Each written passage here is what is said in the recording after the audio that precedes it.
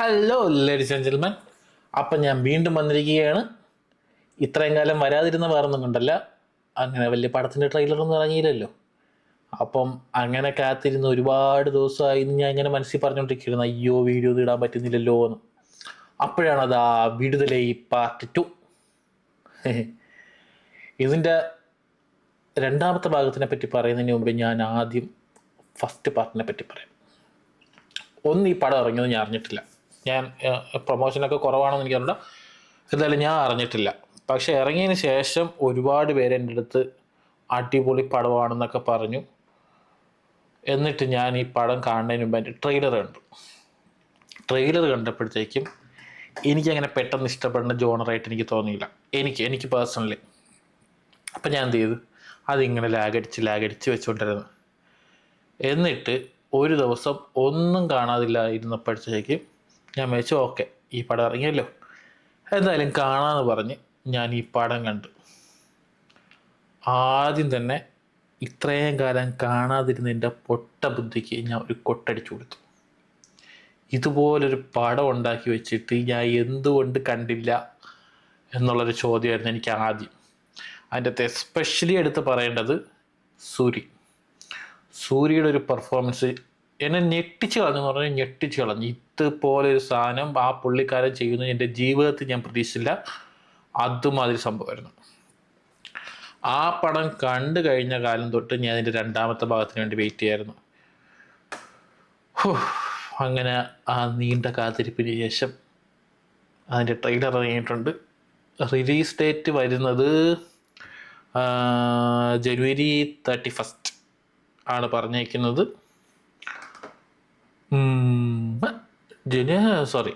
December 20 release. ഇതിൻ്റെ പിന്നണിയിൽ പ്രവർത്തിച്ചിരിക്കുന്നത് directed and written by Vetrimaaran, പറയണ്ടല്ലോ. പ്രൊഡ്യൂസ് ചെയ്തിരിക്കുന്നത് വെട്രിമാരൻ തന്നെ. അഭിനയിച്ചിരിക്കുന്നത് സൂരി, വിജയ് സേതുപതി, മഞ്ജു വാര്യറുണ്ട്, അനുരാഗ് കശ്യപ് ഉണ്ട്, ഗൗതം വാസുദേവ മേനോൻ, ഭവാനി ശ്രീ. സിനിമാറ്റോഗ്രഫി വേൽരാജിൻ്റെ സെക്കൻഡ് പാർട്ടിലുള്ള ഞാൻ സിനിമാറ്റോഗ്രഫി ഇപ്പം ഞാൻ ട്രെയിലർ കാണുമ്പോൾ പറയാം. പക്ഷേ ഫസ്റ്റ് പാർട്ടിൽ എൻ്റെ മോനെ ഓരോ ഫ്രെയിമും അടിപൊളി എന്ന് പറഞ്ഞു കഴിഞ്ഞാൽ അടിപൊളി. കുറേ സീനുകളുണ്ട് ഞാൻ ഇങ്ങനെ എൻ്റെ അമ്മേ എന്നും പറഞ്ഞിരുന്ന സീനുകൾ, അത് എടുത്ത് പറയണം. Music Ilaiyaraaja, distributed by red giant movies. അപ്പം റിലീസ് ജനുവരി 20 പറയണേ. അതിൻ്റെ ട്രെയിലർ ഇന്നോ ഇന്നലെ വേണം തോന്നുന്നത് ഇറങ്ങിയേക്കണേ. ഇതിൽ ഇറങ്ങിയിട്ടുണ്ട്. നമുക്കെന്നാൽ അത് പോയി ഒന്ന് കാണാം. ഓക്കെ,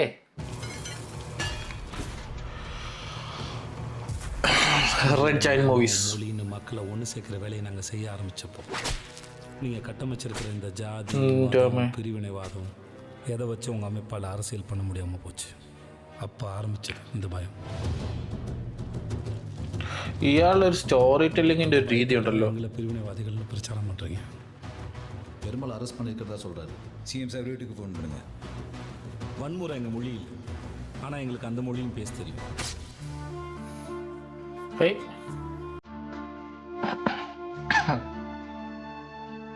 അടിപൊളി.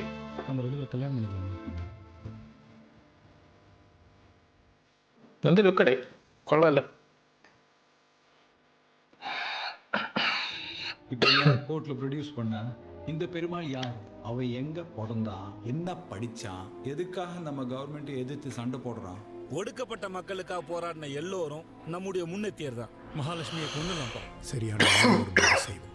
ஒடுக்கப்பட்ட மக்களோட நிக்கிற தான் எல்லோரும் தோழர்கள் தான். என்ன மாதிரி படிக்காத ஒருத்தன் தண்டவாளத்துல தலை வச்சு படுத்தனாலதான் உன்ன மாதிரி ஒருத்தன் படிச்சு வந்து இங்க உட்கார்ந்துருக்க. ഇപ്പോഴും ഞാൻ പറയാം, ഞാൻ വിടുതലൈ ഫസ്റ്റ് പാർട്ട് കണ്ടിട്ടില്ലെങ്കിൽ ഈ ട്രെയിലർ കണ്ടു കഴിഞ്ഞാൽ ഞാൻ കാണൂല. കാരണം എന്താണെന്ന് വെച്ച് കഴിഞ്ഞാൽ ഇവിടെ ചില ട്രെയിലറുകൾ എന്നെ അങ്ങനെ അട്രാക്റ്റ് ചെയ്യില്ല. ആ ഒരു മോഡലാണ് ഇതിപ്പോൾ പൊയ്ക്കൊണ്ടിരിക്കുന്നത്. പക്ഷേ വിടുതലൈ ഫസ്റ്റ് പാർട്ട് ഞാൻ കണ്ടിട്ടുള്ളതുകൊണ്ട് ഞാൻ തീർച്ചയായിട്ടും കാണാം. ബാക്കി കാണാം.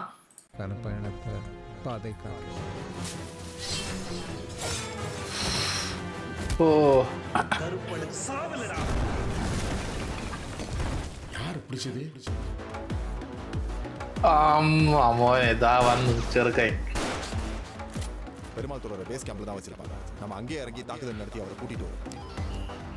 சுலேல் பெட்டர் நைட் அவனை கேம்பில் வைக்காத.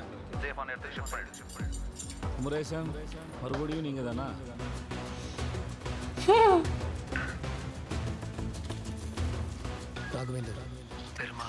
ഫ്രെയിമുകൾ നോക്കടാ.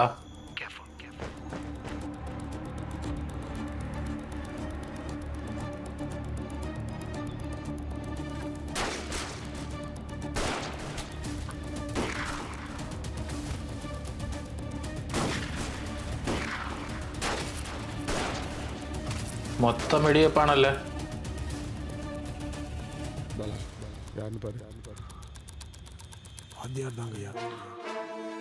வாத்தியார் தத்துவம் இல்லாத தலைவர்கள் ரசிகரை மட்டும்தான் உருவாக்குவாங்க. அது முன்னாடி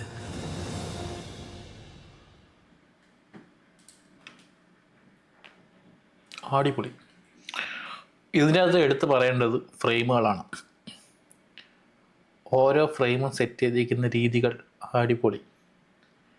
ഇത് ഫസ്റ്റിൽ പറയേണ്ട ഒരു സംഭവം എന്ന് പറഞ്ഞു കഴിഞ്ഞാൽ, ഈ സൂര്യ ബേസ് ക്യാമ്പിൽ വന്നിട്ട് ഫസ്റ്റ് ഡേ ഫുഡ് കൊടുക്കാൻ പോണൊരു സീനുണ്ട്.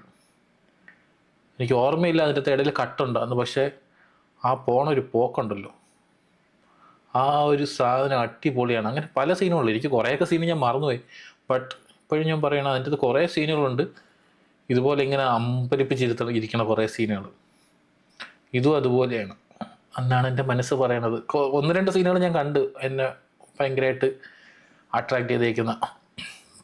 എന്തായാലും വെട്രിമാരൻ എന്ന് പറയുന്ന ഡയറക്ടറെ നമ്മൾ പിന്നെ പറയണ്ടല്ലോ.